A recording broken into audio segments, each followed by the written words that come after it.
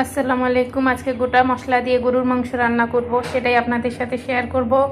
তো কি কি দেই আপনারা দেখেন। মাংসটা দিয়ে দেবো এখন। আদা আমি থেতলে নিয়েছি,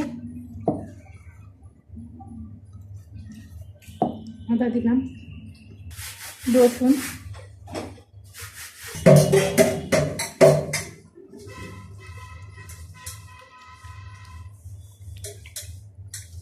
গোটা মরিচ ভিজায় রাখছিলাম,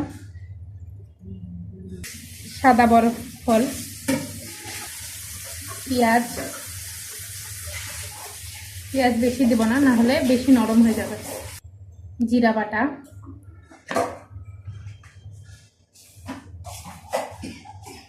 কিছু গোটা জিরা,